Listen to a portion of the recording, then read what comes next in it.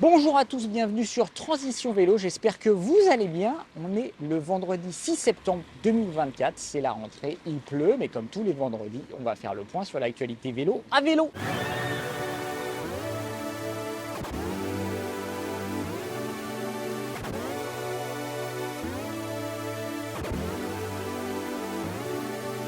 Alors avant de commencer, n'oubliez pas de vous abonner à la chaîne, on a toujours besoin de vous pour vous proposer toujours plus de contenu sur le vélo. Le tramway, le tramway, le tramway lélé. On commence avec Bosch qui a mis à jour son Smart System pour les vélos de dernière génération en lui apportant une meilleure précision dans l'autonomie restante des batteries. Pour ça, il va utiliser l'intelligence artificielle, un bien grand mot pour parler du machine learning pour les connaisseurs. En fait, il va apprendre de vos habitudes, il va regarder ce que vous faites tous les jours pour adapter au mieux l'autonomie restante. Voilà, quand on va planifier un trajet, on va savoir avec précision ce qui va nous rester en arrivant à destination. Mais plus intéressant encore, on va pouvoir choisir l'autonomie qu'on veut à l'arrivée. Donc par exemple, si on veut aller quelque part et qu'il nous reste encore 50% d'autonomie pour revenir, on va pouvoir lui dire, et en fait le système va adapter automatiquement le niveau d'assistance qui nous reste l'autonomie désirée à l'arrivée. Là, c'est plutôt pas mal, c'est un système qu'on avait déjà vu sur les vélos marseillais iWish, avec même quelques nouveautés puisqu'on pouvait pousser comme ça assez loin l'autonomie.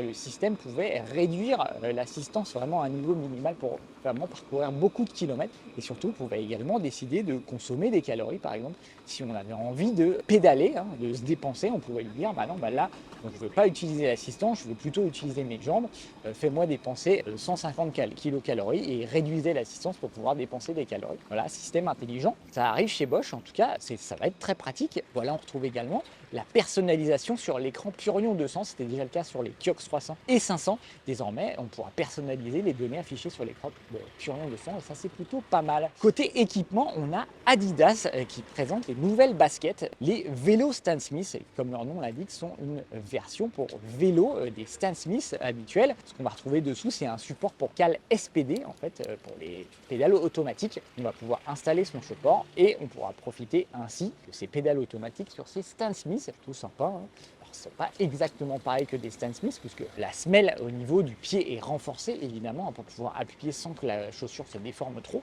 Et on va également retrouver un petit lacet au niveau de la languette pour glisser les lacets afin qu'ils évitent de se bloquer dans la chaîne et dans le plateau.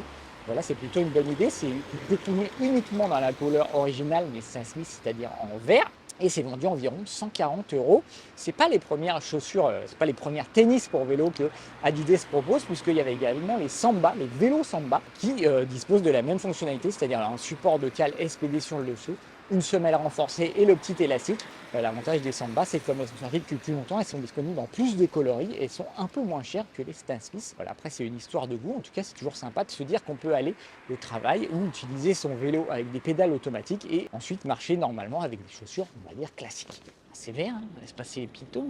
Côté accessoires, on a Decathlon qui propose une protection de pluie pour son vélo cargo Longtail R500E. Une protection de pluie qui va venir protéger les passagers arrière. Elle se compose d'arceaux qu'on va venir placer sur la barre de maintien. Des arceaux qui sont identiques à ce qu'on trouve par exemple sur une tente de type igloo. Ensuite, on va mettre la toile par-dessus. La toile est équipée de vitres à l'avant et sur les côtés, les vitres en plastique, pour que les passagers puissent voir à l'extérieur, plutôt pas mal, et les parois de chaque côté peuvent se relever pour laisser monter les passagers, mais pas que, puisque ça sert aussi pour éviter trop la prise au vent.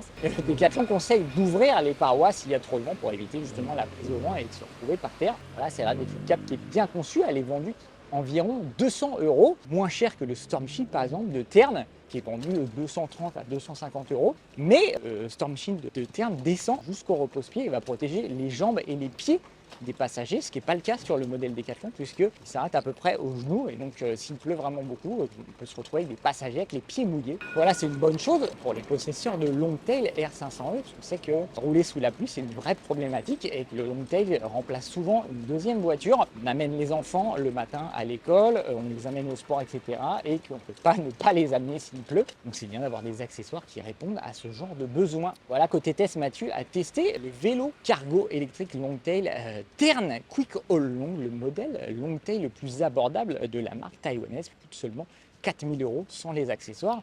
Voilà, il embarque moteur le plus puissant Bosch Cargoline de chez Bosch. Il peut transporter jusqu'à 80 kg sur le porte-bagages arrière. C'est un modèle compact avec des roues 20 pouces. Voilà, seul petit bémol, il n'a pas le Smart System de Bosch et il a une toute petite batterie de 400 Wh. On va faire un peu plus de 30 km chargé.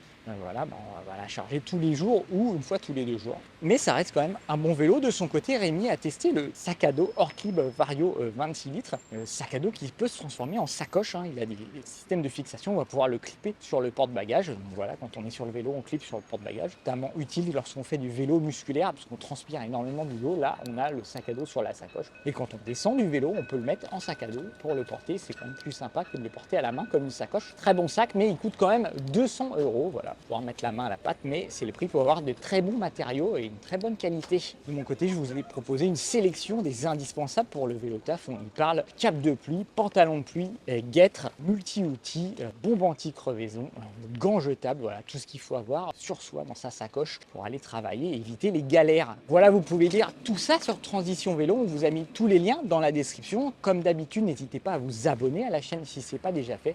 Activez les notifications pour être au courant de toutes les vidéos. Lâchez un petit pouce, ça fait toujours plaisir. Posez vos questions dans les commentaires, on se fera un plaisir d'y répondre. Voilà, qu'est-ce qu'on vous souhaite? On vous souhaite de continuer à rouler, continuer à vous faire plaisir à vélo même s'il pleut et on se dit à la semaine prochaine.